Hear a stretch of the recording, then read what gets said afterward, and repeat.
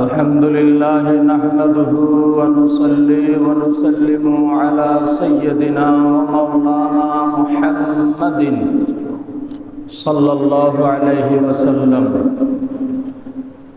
رسوله النبي الأمين المكين الكريم الرؤوف الرحيم وعلى آله وأصحابه وأهل بيته أجمعين أما بعد فأعوذ بالله من الشيطان الرجيم بسم الله الرحمن الرحيم ولله على الناس حج البيت من استطاع إليه سبيلا وأيضا قال الله عز وجل في شأن حبيبه ومحبوبه مخبرا وآمرا إن الله وملائكته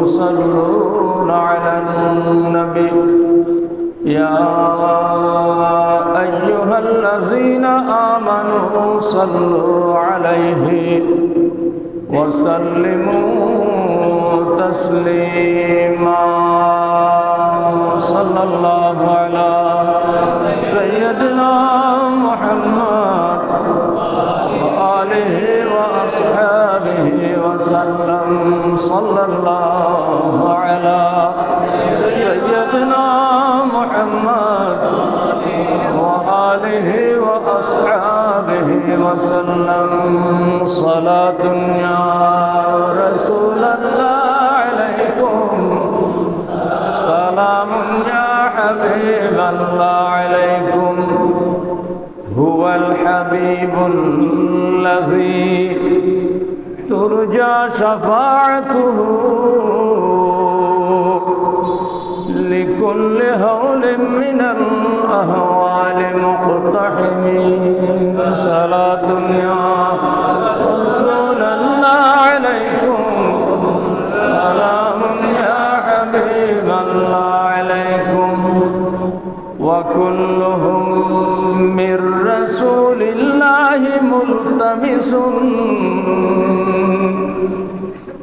غرفا من البحر أو رشفا من الديم صلاة يا رسول الله عليكم سلام يا حبيب الله عليكم يا أكرم الخلق ما لمن ألوذ به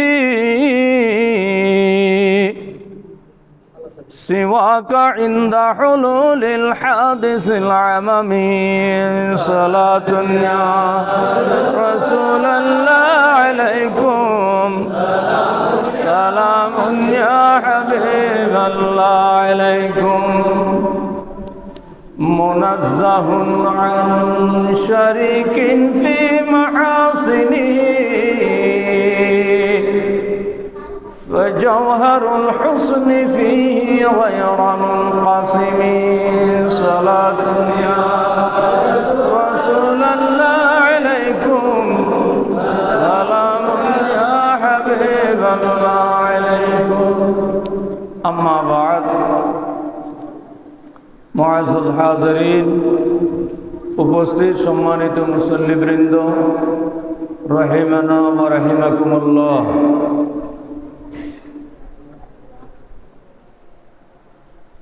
আজকের জুমায় আপনাদের খেদমতে দ্বীন ইসলামের অন্যতম একটি রোকন পবিত্র হজ সম্পর্কে আলোচনা করব ইনশাআল্লাহ। হজ আমাদের দ্বীনের অন্যতম একটা রোকন, এটা আমরা সকলেই জানি। তবে নামাজ, রোজা এগুলি যেভাবে সকলের উপরে ফরজ, প্রতিটি সাবালক ইমানদার সুস্থ মানুষের উপরে যেভাবে নামাজ রোজা ফরজ, হজ সেভাবে ফরজ নয়। হজ ফরজ হওয়ার জন্য অন্যতম আরেকটি শর্ত আছে, সেটা হচ্ছে হজ করার মতো সামর্থ্যবান হতে হবে। সেই সামর্থ্য অর্থনৈতিক সামর্থ্য, শারীরিক সামর্থ্য, পারিপার্শ্বিক আনুকূল্য, এই সবগুলি যার কাছে থাকবে সেই ইমানদার মুসলমানের উপরে হজ করা ফরজ। এজন্য এই ব্যাপারে আল্লাহ পাক রব্বুল আলামিন বলেছেন, ওয়ালিল্লাহি আলান নাসি হিজ্জুল বাইতি মান ইসতাতাআ ইলাইহি সাবিলা। যে ব্যক্তি আল্লাহর ঘর পর্যন্ত যাওয়ার সামর্থ্য রাখে, যার এতটুকু সক্ষমতা আছে, তার উপরে হজ করা কর্তব্য, তার উপরে অবশ্যই হজ করতেই হবে। এখন কথা আসে, এই সামর্থ্য কতটুকু সামর্থ্যের বিষয়। কি কোটি কোটি টাকার সম্পদ থাকলে, লক্ষ লক্ষ টাকার নগদ থাকলে তার উপরে হজ ফরজ, নাকি অন্য বিষয় আছে? যেহেতু একজন ইমানদারের উপরে জীবনে একবারই হজ ফরজ, সেহেতু লক্ষ কোটি টাকা সম্পদের মালিক হতে হবে না। যে ইমানদার মুসলমানের জীবনে একবার পবিত্র বাইতুল্লাহ শরীফ যাওয়া আসার মতো অর্থনৈতিক আর্থিক সামর্থ্য থাকবে, যাওয়ার মতো শারীরিক সুস্থতা থাকবে, যাওয়া আসার ক্ষেত্রে প্রতিমধ্যে কোনো প্রতিকূলতা থাকবে না, প্রতিবন্ধকতা থাকবে না, এই অবস্থা যাই মুসলমানের জীবনে একবার হবে, তার উপরে হজ করা ফরজ।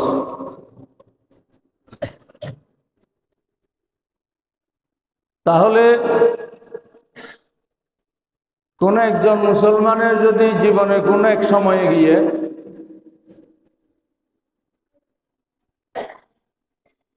যাতায়াতের, বাইতুল্লাহ শরীফ যাতায়াতের সমপরিমাণ আর্থিক সঙ্গতি চলে আসে, যে কয়দিন হজের আহকাম আরকান পরিপালন করে, যেই কয়দিন সেখানে থাকবে, দেশে ফিরে আসা পর্যন্ত এই সময়টুকু পরিবার পরিজনের ভরণ পোষণের ব্যবস্থা থাকবে, তার উপরে হজ করা ফরজ। এটাই হচ্ছে সোজা মাসআলা। কারো জীবনে যদি এই ধরনের সামর্থ্য আসার পরে হজ আদায় না করে, দেরি করে, এই বছর হজ ফরজ হয়েছে, আচ্ছা দেখা যাক আগামী বছর করব, ওই বছর গিয়ে দেখা গেল তার ব্যবসা বাণিজ্যের মধ্যে খুব বেশি চাপ সৃষ্টি হয়ে গেল, আচ্ছা তারপরের বছর করব, তারপরের বছর গিয়ে দেখা যাচ্ছে মেয়ে বিয়ে দিতে হচ্ছে, আচ্ছা তারপরের বছর করব। হজ ফরজ হয়ে যাওয়ার পরে এইভাবে দেরি করা, এটা গুনাহের কাজ। হাদিস শরীফে আমার রাসূল বলেছেন, মান আরাদাল হাজ্জা ফালইউআজ্জিল। যে ব্যক্তি হজের নিয়ত করবে, হজের নিয়ত করবে বলতে যার উপর হজের সামর্থ্য হয়ে গেছে, যার উপরে হজের সামর্থ্য হয়ে গেছে, ফালইউআজ্জিল, সে যেন অতি দ্রুততার সাথে তাড়াতাড়ি হজ আদায় করে ফেলে। সুবহানাল্লাহ। হজ ফরজ হয়ে যাওয়ার পরে দেরি করা গুনাহ। তবে যদি নসিব ভালো থাকে, কয়েক বছর দেরি করলো, আগামী বছর করব, তারপরের বছর করব, তারপরের বছর করব, এইভাবে কয়েক বছর দেরি করার পরে যদি তার নসিবের মধ্যে হজ মিলে যায়, যদি হজ করতে পারে আলহামদুলিল্লাহ, তাহলে এই যে কয়দিন দেরি করার কারণে যে গুনাহ হয়েছিল, সেই গুনাহ মাফ হয়ে যাবে আলহামদুলিল্লাহ। কিন্তু যদি নসিবে না ধরে, অপেক্ষা করতে করতে কয়েক বছর অপেক্ষা করার পরে বিভিন্ন কারণে হজ আর কপালের মধ্যে নসিবে নাও ধরতে পারে, বিভিন্ন কারণ আছে। এই কারণগুলিতে যদি কেউ হজ না করে দুনিয়া থেকে বিদায় নেয়, তাহলে বড় ধরনের একটা ফরজ ইবাদতের দায় নিয়েই সে দুনিয়া থেকে বিদায় নিল এবং আল্লাহর দরবারে একজন গুনাহগার অপরাধী হিসেবে তাকে আল্লাহর দরবারে দাঁড়াতে হবে। নাউযুবিল্লাহ। এমনকি রাসূল সাল্লাল্লাহু আলাইহি ওয়াসাল্লাম রাহমাতুল লিল আলামিন, উম্মতের প্রতি কত দয়াবান আমার রাসূল, কত দয়ালু। সেই রাসূলও বলেছেন, আমার উম্মতের মধ্যে কোনো ইমানদারের যদি হজ করার মতো সামর্থ্য হয়ে যায়, এরপরেও সে হজ আদায় করলো না, হজ আদায় না করে সে যদি মৃত্যুবরণ করে, সে হয়তো ইহুদি হয়ে মৃত্যুবরণ করুক অথবা নাসারা হয়ে মৃত্যুবরণ করুক। নাউযুবিল্লাহ। কত মারাত্মক বিষয়। এর অর্থ হচ্ছে সে ঈমান হারা হয়ে মৃত্যুবরণ করার আশঙ্কা আছে। নাউযুবিল্লাহ।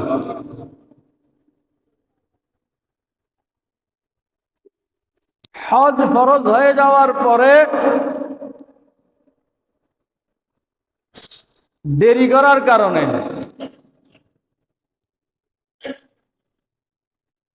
যদি হজ নিজে করার মতো সামর্থ্য না হয়, এই ক্ষেত্রে যে ক্ষতি হয়ে যাবে, কিছু কিছু ক্ষেত্রে সেই ক্ষতি পূরণ দেওয়ার ব্যবস্থা আছে, আর কিছু ক্ষেত্রে তার কোনো ক্ষতিপূরণ দেওয়ার ব্যবস্থাই নেই। যেমন এই বছরে কারো হজ আদায় করার মতো আর্থিক সঙ্গতি হয়ে গেছে, আলহামদুলিল্লাহ, টাকা পয়সা মোটামুটি হয়ে গেছে হজ আদায় করার মতো, শারীরিক সুস্থতাও আছে, পথে ঘাটে কোনো প্রতিবন্ধকতাও নেই, তাহলে তার উপর হজ ফরজ হয়ে গেছে। এই অবস্থায় সে অপেক্ষা করতে লাগলো, আগামী বছর করব, তারপর বছর করব, তারপরের বছর করব। এইভাবে কয়েক বছর অতিবাহিত হওয়ার পরে কোনো কারণে সে সম্পদ হারা হয়ে গেল, টাকা পয়সা হারিয়ে ফেলেছে। মানুষের অর্থনৈতিক অবস্থা তো সবসময় একরকম যায় না, উঠানামা করে। কোনো সময় আর্থিক অবস্থা খুব ভালো থাকবে, কোনো সময় গিয়ে খারাপ হয়ে যাবে। আমির ওমরাও অনেক সময় ফকির হয়ে যায়, অনেক সময় আল্লাহ চাইলে ফকিরকেও রাজা বাদশা বানিয়ে দেন। তাহলে এখন এই বছর তার কাছে আর্থিক সামর্থ্য হয়েছে, পারিপার্শ্বিক সব কিছু অনুকূল আছে, কিন্তু হজ আদায় করলো না। অপেক্ষা করতে করতে গিয়ে কয়েক বছর পরে গিয়ে দেখা গেল সে সম্পদ হারা হয়ে গেল, টাকা পয়সা হারিয়ে ফেলেছে। এই অবস্থায় সে আর হজ আদায় করার মতো তার ব্যবস্থা থাকলো না। এখন এই যে হজ আদায় করার মতো ব্যবস্থা থাকলো না, তার উপরে যে গত কয়েক বছর আগে হজ ফরজ হয়ে গিয়েছিল, এই কয়েক বছর পরে গিয়ে যখন সে সম্পদ হারা হয়ে গেল, তার উপরে ওই ফরজ হওয়া হজের সেই দায় তার মাথা থেকে, তার কাঁধ থেকে রহিত হবে না, সেটা তার কাঁধের উপর থেকে যাবে। কারণ এখন সে টাকা পয়সা হারিয়ে ফেলেছে, হজটা এখন ফরজ নাই, কিন্তু যখন ফরজ হয়েছিল তখন তো তার কাছে টাকা পয়সা ছিল। অপেক্ষা করতে করতে গিয়ে এই সময়ে এসে টাকা পয়সা হারিয়ে ফেলেছে, এখন আর হজ করার মতো সামর্থ্য হচ্ছে না। কিন্তু হজ যে ফরজ হয়ে গিয়েছিল, না করার কারণে সেই গুনাহের দায় তার কাঁধের উপরে থাকবে, এবং এই অবস্থায় যদি সে মৃত্যুবরণ করে, তাকে এই ফরজ হজের দায় নিয়েই দুনিয়া থেকে বিদায় নিতে হবে। নাউযুবিল্লাহ। এটা হচ্ছে একটা। এটার কোনো ক্ষতিপূরণের ব্যবস্থা নাই। টাকা হারিয়ে ফেললে কিভাবে করবে? একটা গেল আরেকটা হতে পারে এই বছর হজ ফরজ হয়েছে, অপেক্ষা করতে থাকলো, আগামী বছর, তারপরের বছর, তারপরের বছর করব। অপেক্ষা করতে করতে দেখা গেল টাকা পয়সাও ঠিকই আছে, রাস্তাঘাটও নিরাপদ আছে, কিন্তু শারীরিক সক্ষমতা হারিয়ে ফেলেছে। আল্লাহ হেফাজত করুন, আমিন। হয় না মানুষের অনেক সময় হঠাৎ কোনো একটা অ্যাক্সিডেন্ট, দুর্ঘটনায় পঙ্গু হয়ে গেল, আল্লাহ মাফ করুন, স্ট্রোক করে হয়তো প্যারালাইজড হয়ে গেল। এখন প্যারালাইজড হয়ে গেল, পঙ্গু হয়ে গেল, কিন্তু তার উপর হজ ফরজ হয়েছিল কয়েক বছর আগে, তখন কিন্তু সুস্থ মানুষ ছিল, চলৎ শক্তি ছিল, ভালো মানুষ ছিল। অবহেলা করে দেরি করার কারণে এখন গিয়ে পঙ্গু হয়ে গেল, অসুস্থ হয়ে গেল। এই অসুস্থ হয়ে যাওয়ার কারণেও, পঙ্গু হয়ে যাওয়ার কারণেও তার উপর থেকে ওই ফরজ হজের হুকুম রহিত হবে না, তার উপরে হজ ফরজ এটা তার কাঁধের মধ্যে থেকেই যাবে। তবে এই ক্ষেত্রে শুধু বিকল্প ব্যবস্থা আছে। বিকল্প ব্যবস্থাটা হচ্ছে তার পক্ষ থেকে বদলি হজ করার ব্যবস্থা। রাসূল সাল্লাল্লাহু আলাইহি ওয়াসাল্লামের জামানায় এই ধরনের ছিল। যেমন এক সাহাবী হযরতে আবু রাজিন উকাইলি রাদিয়াল্লাহু তাআলা আনহু, হযরতে আবু রাজিন উকাইলি রাদিয়াল্লাহু তাআলা আনহু আমার রাসূলের খেদমতে এসে বললেন, ইয়া রাসূলুল্লাহ, আমার আব্বাজান অত্যন্ত বয়োবৃদ্ধ,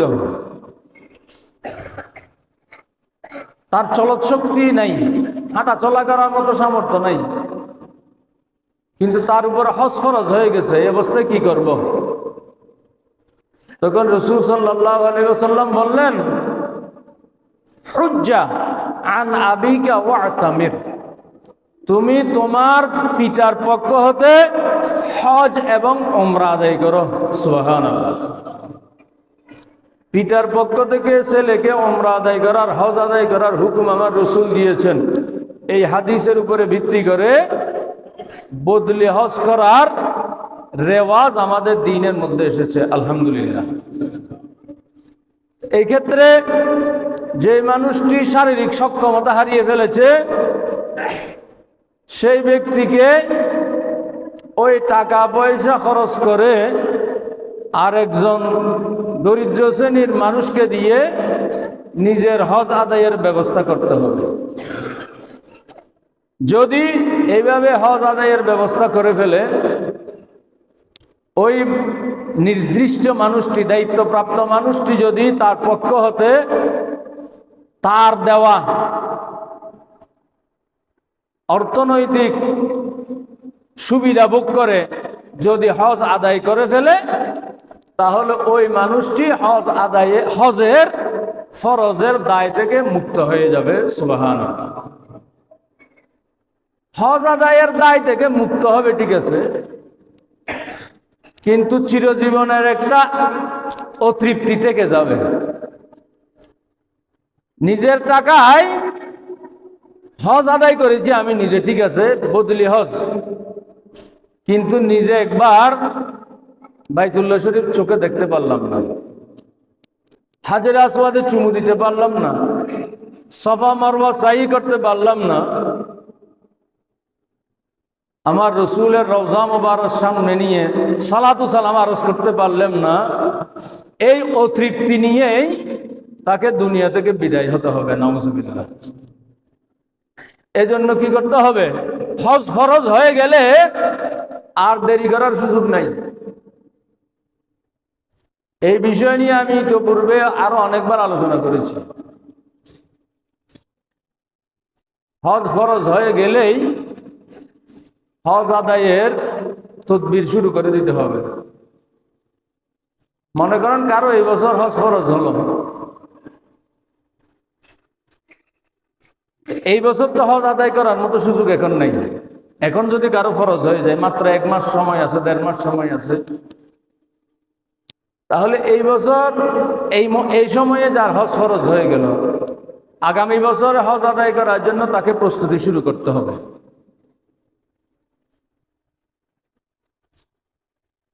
আল্লাহ না করুক কোনো কারণে, যেমন আমাদের যে বিশ্বব্যাপী যে করোনা পরিস্থিতির কারণে কয়েক বছর বাইরের দেশের মানুষরা হজ আদায় করতে সৌদি আরব যেতে পারে নাই।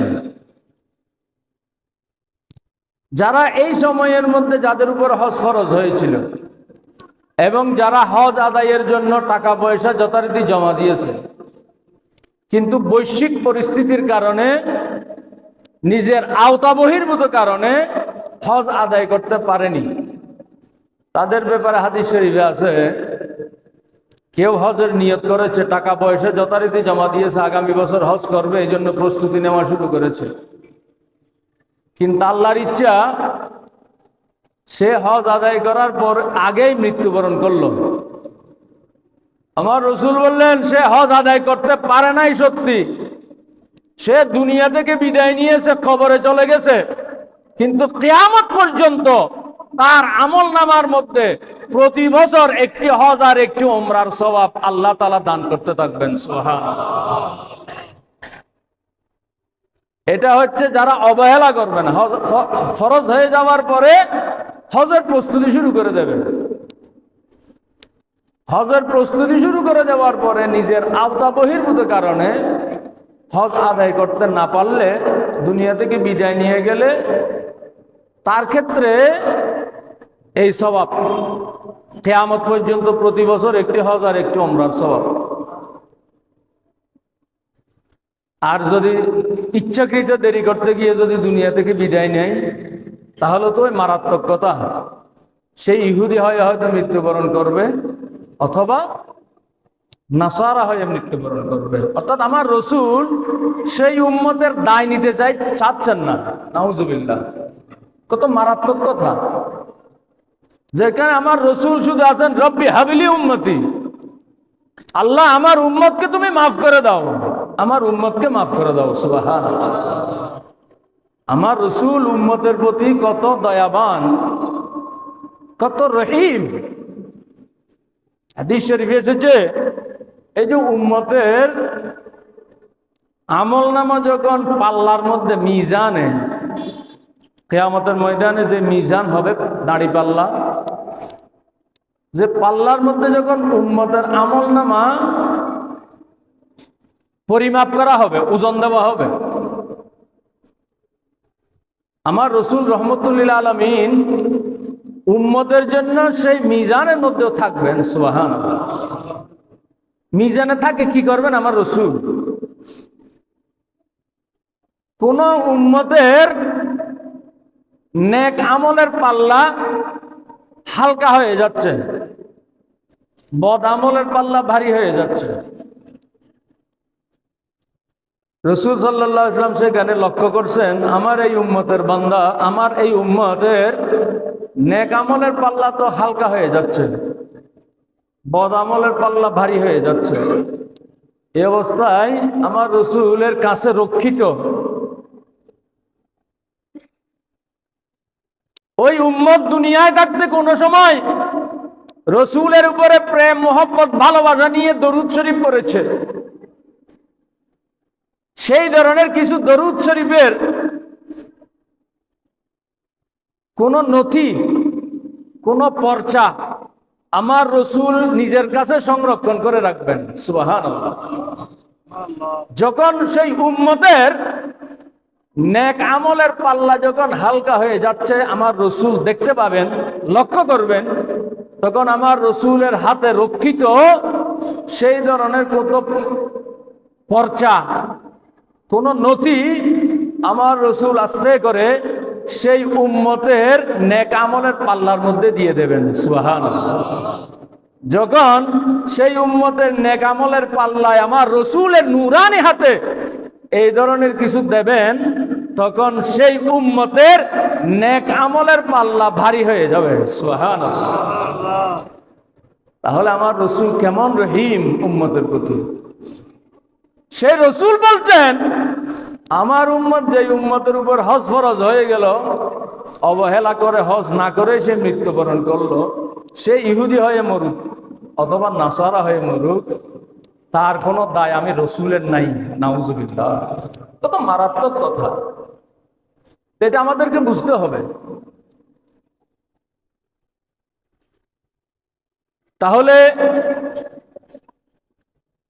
যার উপরে হজ ফরজ হলো, সে যদি মৃত্যুবরণ করে ফেলে, হজ না করে, তার পরিণতি সম্পর্কে বলা হলো। দেরি করতে গিয়ে যদি টাকা পয়সা হারিয়ে ফেলে, পরবর্তীতে যদি আর টাকা পয়সার সঙ্গতি না হয়, হজ আদায় করতে না পারে, তাহলে তার কাঁধের উপরে হজ ফরজ যে দায়, সেই দায়টা তার কাঁধের উপর থেকেই যাবে। আর যদি অর্থনৈতিক সক্ষমতা ঠিক হয়ে আছে কিন্তু শারীরিক সুস্থতা হারিয়ে ফেলেছে, এই অবস্থায় বদলি হজ আদায় করে দায় মুক্তির সুযোগ আছে, কিন্তু অতৃপ্তি থেকে যাবে। এর বাইরে কোন মানুষ অর্থনৈতিকভাবে সচ্ছল, পারিপার্শ্বিক অবস্থা সব ঠিক আছে, কিন্তু শারীরিকভাবে অসুস্থ, শারীরিকভাবে হজ আদায় করার মতো সুস্থতা নেই, এই অবস্থায় হজ ফরজ হয়েছে। অর্থাৎ যার উপরে শারীরিক সক্ষমতা নাই, এই ধরনের মানুষের উপরেও কিন্তু হজ ফরজ হয়। মানুষটি পঙ্গু বা চলত শক্তি নাই, তার কাছে হাঁটা চলা করার মতো সামর্থ্য নাই, কিন্তু ব্যবসা বাণিজ্য মোটামুটি আছে, সবকিছু চলছে, উপার্জন, আয় উপার্জন ঠিক আছে।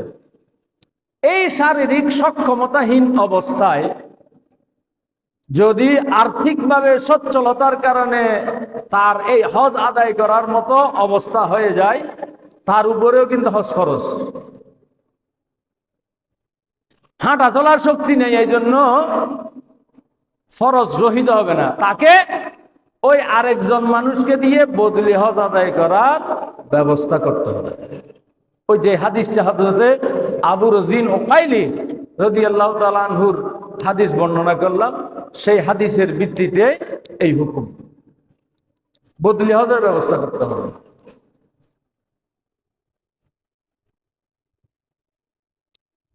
আর মহিলাদের ক্ষেত্রে, মহিলাদের উপরেও, ইমানদার মহিলাদের উপরে হজ ফরজ হয় যদি আনুষঙ্গিক যে অন্য যেগুলি আছে, আর্থিক সঙ্গতি, পারিপার্শ্বিক আনুকূল্য, এগুলি সব যদি ঠিক থাকে, মহিলার উপরে হজ ফরজ হয়।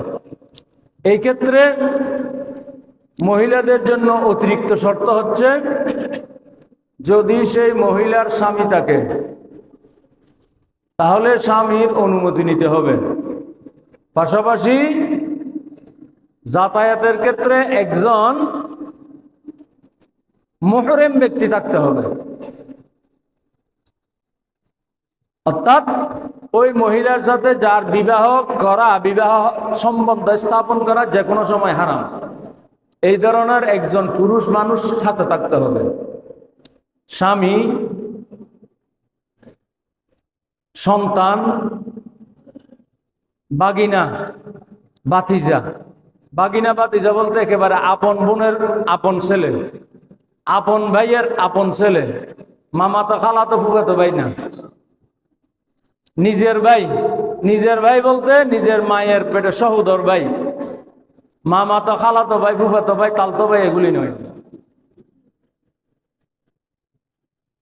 তারপরে আপন নানা, আপন দাদা, এরাও কিন্তু মুহরিম। নিজের নাতি, নিজের নাতি বলতে নিজের মেয়ের ঘরের নাতি অথবা ছেলের ঘরের নাতি, অন্য কেউ না, বাগিনার ঘরের না, বাগিনীর ঘরের নয়, নিজের মেয়ের, নিজের ছেলের, এই ধরনের যারা আছে মুহরিম, এই ধরনের মুহরিম ব্যক্তি কেউ যদি নেওয়ার মতো সামর্থ্য হয়, তাহলে সেই মহিলার উপরে হজ আদায় করা ফরজ। তাহলে পুরুষের ক্ষেত্রে একজনের সামর্থ্য হলে হজ আদায় করা ফরজ, মহিলার ক্ষেত্রে দুইজনের সামর্থ্য লাগবে। ওই মহিলা একজনের পাশাপাশি আরেকজন মুহরিম ব্যক্তি সাথে নিয়ে যাওয়ার মতো সামর্থ্য হলেই ওই মহিলার উপরে হজ আদায় করা ফরজ।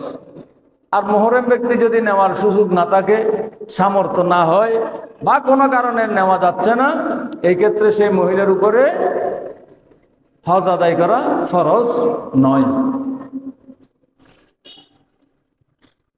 তবে মহিলাদের ক্ষেত্রে কিছুটা ফুকাহা একরাম এতটুকু অবকাশ দিয়েছেন। মনে করেন কয়েকজন মহিলা, পাড়া প্রতিবেশী কয়েকজন মহিলা, 2, 4, 5, 7 জন মহিলা একত্রিত, সবাই হজ করতে চায়, হজ আদায় করার মতো সামর্থ্য সকলের আছে।